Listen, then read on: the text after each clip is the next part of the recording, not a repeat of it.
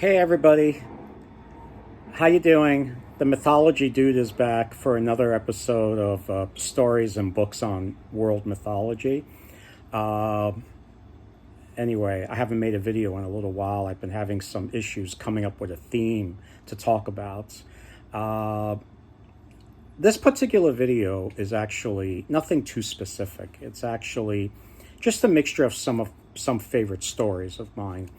Uh, Actually, that reminds me, before I continue, I don't want to forget, is that I'd like to uh, uh, say to all of my subscribers, I appreciate your support. And if there's anybody new out there that likes this video and wants to see more, I have several that are older than this one that you're free to look at. And if you really like them, it would be great if you subscribed and liked. But actually, I also wanted to say is I'm taking requests. I've already done a few without even putting it out there. People have asked me in comments, can you do a video on this or that? And I would do my best to put together something, even if it was an area of mythology I didn't know that much about. I would still try and make the person happy because, that's what I like to do. So anyway, so if anybody wants to hear any stories about a particular region or do any books, any stories on a particular area of myths and legends. I've done several now. I did like something on monsters, on dragons, love affairs that have gone wrong, medieval myths, myths of origins. I've done a few of those. But this video, what I like to do is it's just a few stories, nothing too intense. And the first two stories have to do with that weirdness about the werewolf, the werewolf mystique. The idea that you've probably heard of that story where there was a hunter who wounded a wolf. And there was a human in his village that was suffering from the same exact wound that the wolf had. So if the wolf got shot in the right paw in the front, the guy would be suffering, or the woman would be suffering from a hand wound or something, showing that they were the same being. And that's a great story trope. And what happened is that story trope came up in this very interesting book. Usually I don't read too many fairy and folk tales. A lot of my books center more around myths and legends, which is a little different than folk tales. But I wanted to get more into folk tales lately. And I picked up this wonderful little book on Scandinavian folk tales. And it's Norse fairy and folk tales, and it's compiled by James Shepherd. This is actually a modern compilation from older translations of fairy tales from the Norse. And there was a really creepy werewolf story, and that really got to me. And it actually wasn't aware. Aware is an old English term for man, so it really just means man-wolf. You could have were-bear, man bears. There's several myths and legends from Iceland that talk of man bears or were bears. Although this involved a woman, so I guess were would be a wrong term. It was more of a she wolf or something. But anyway, before I tell that story, I want to mention this really wonderful. This is an old classic about werewolves. It's called The Book of Werewolves, and it's by Sabine Baring-Gould. Don't worry, I'm going to have these books in the comments below.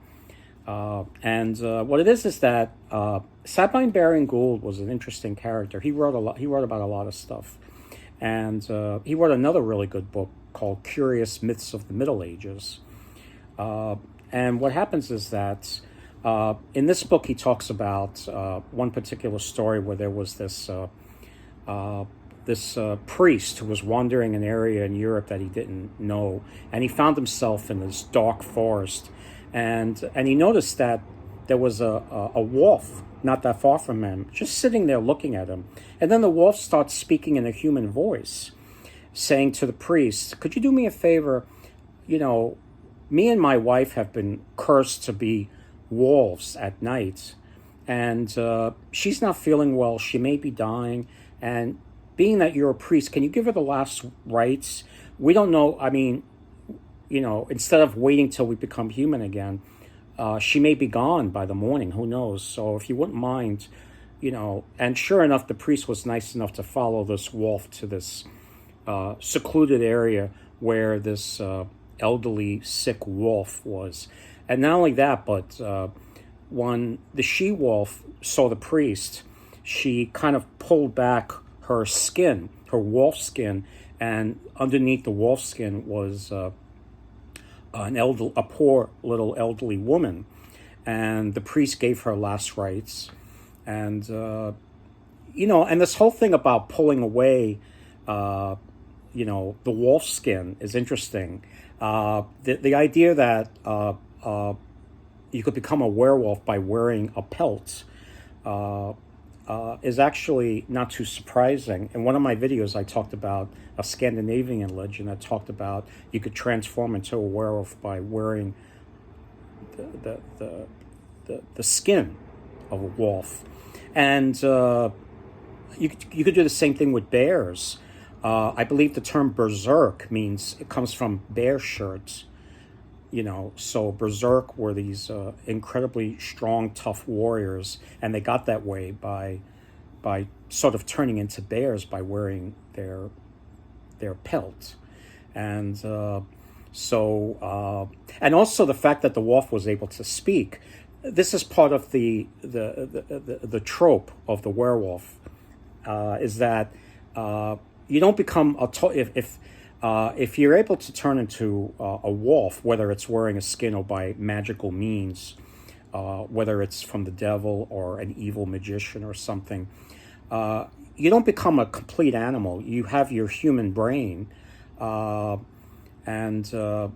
in this other really weird book with the scary cover, Strange Histories, it's not really a book of myths, although it does talk a little bit about myths and legends, but it talks about, if you like history, but on the creepy sides, this is a really great book. And it talks about werewolves in here.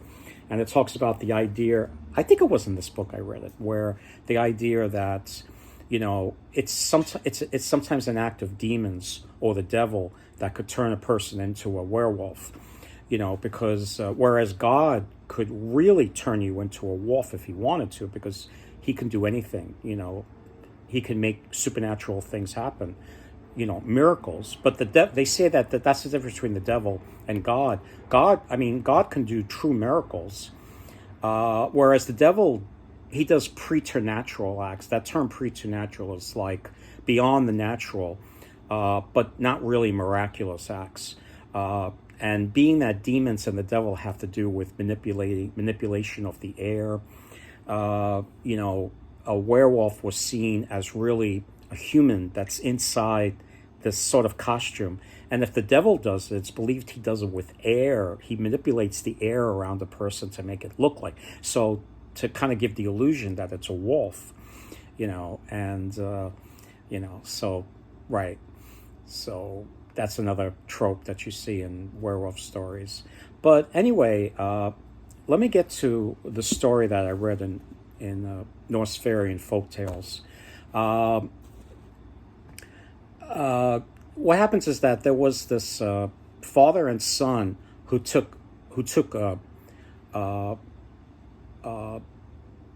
renounced the world and kind of lived. What happens is that, let me start in the beginning. There was this mountain that was on the border between Finland and Sweden. And the thing about the way a lot of Swedes and Norwegians saw Finns is that, and this was like in the early days of Christianity when Sweden and Norway was first becoming Christianized, is that they saw Finland as full of magicians and evil pagans, because they weren't baptized and they weren't Christian. And there's a long tradition of magic in Finland, so it's believed that, if they weren't Christian, they were evil. That's the mindset of, and unfortunately, you see that today with many modern Christians too. That if you're not Christian like them, you don't know the difference between good or evil, and and any kind of magic is seen as something of the devil or demonic or satanic. And so what happens is that there was this father and son that were living now on the Swedish side of this mountain. There were these very nice trees, and on the Finnish side were these creepy groves of pine trees that were dark and sinister with their pointy tops.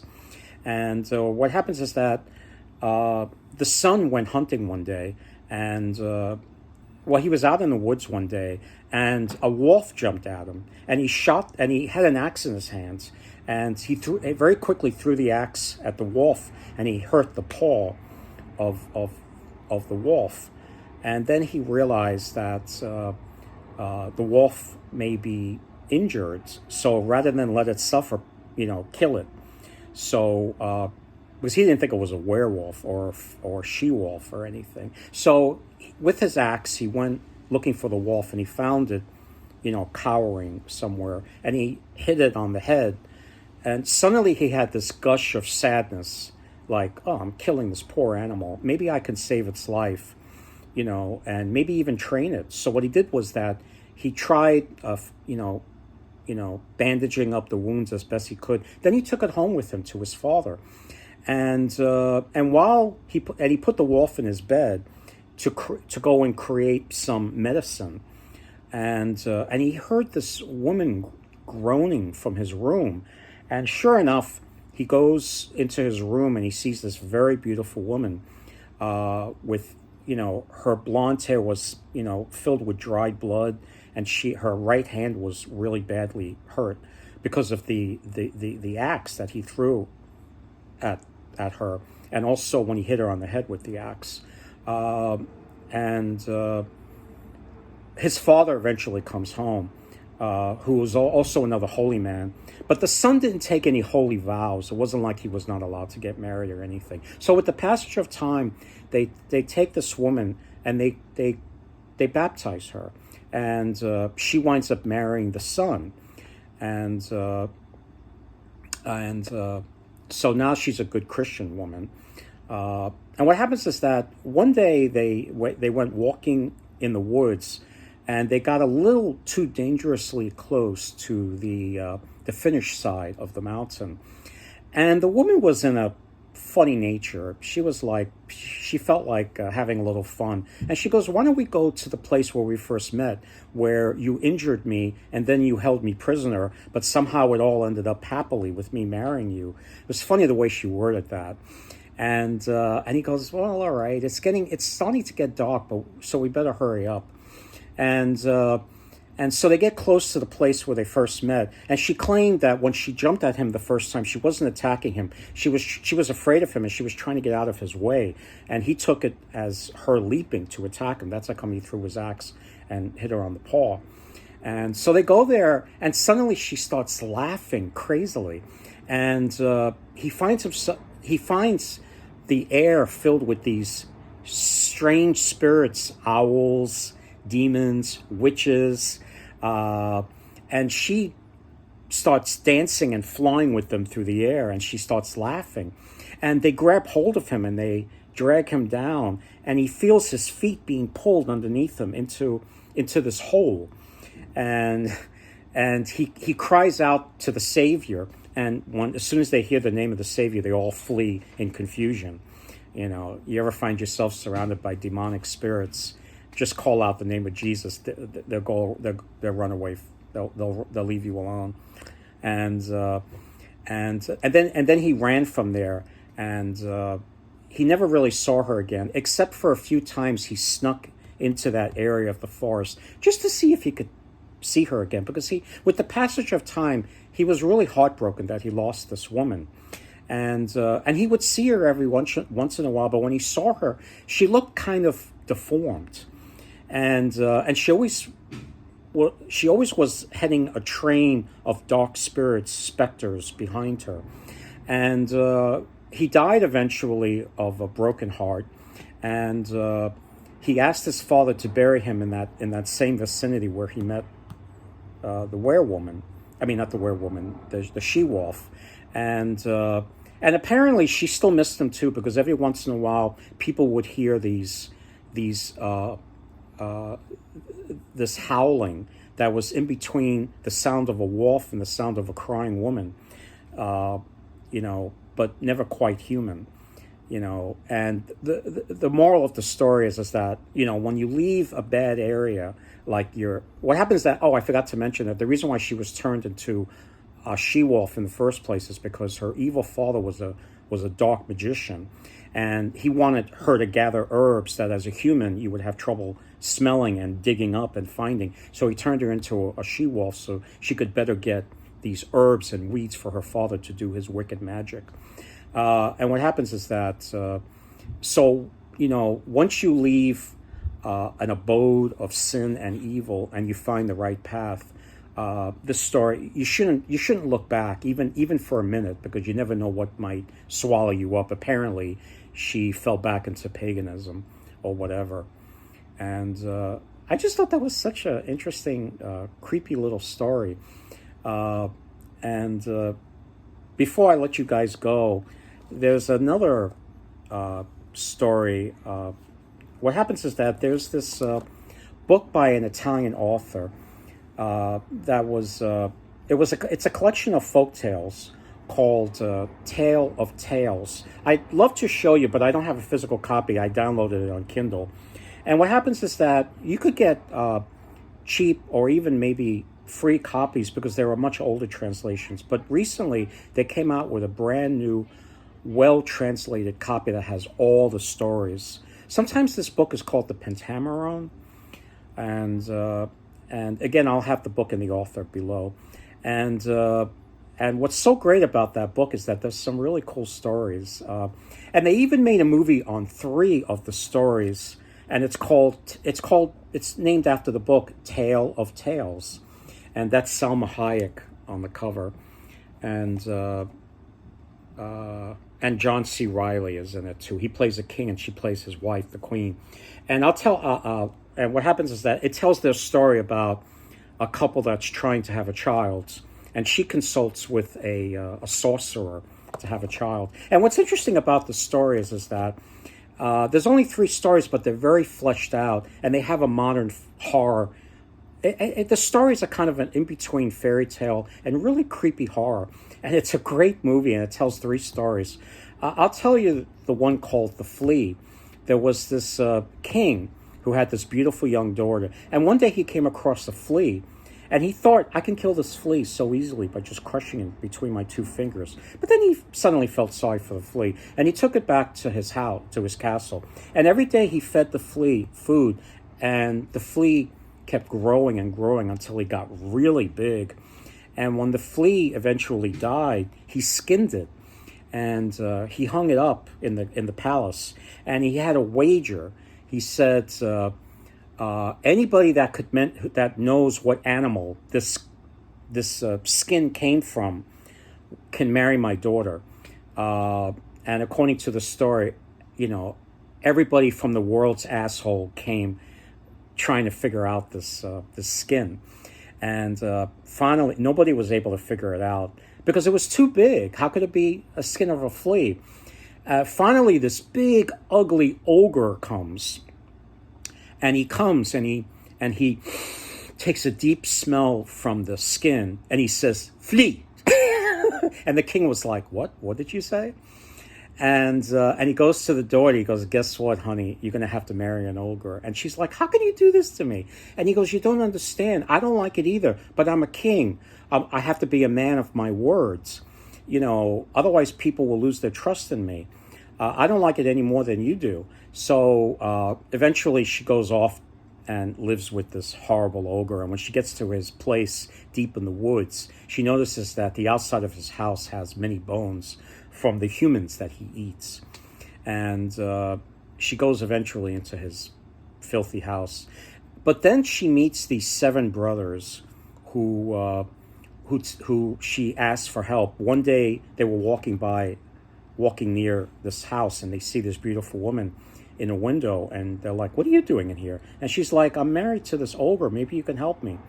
And the 7 brothers say, "Yeah, well, it wasn't really the 7 brothers. It was this man who says, 'I can help you. I have 7 brothers, and each of them has a great power.'" You know, they're kind of like the Avengers. One person can do this, another person can do that. And so one day they come and rescue her. And what happens is that one person had amazing hearing. If he puts his ear to the ground, he could hear anybody that's coming from miles away. And he goes, "Oh, guess what? The ogre's coming." So they get another brother to throw a series of different metals on the ground. And whenever he throws metals on the ground, they turn into these razor blades that pop up from the ground. So the giant went back home and got these special shoes that he was able to walk on these razors without getting cut.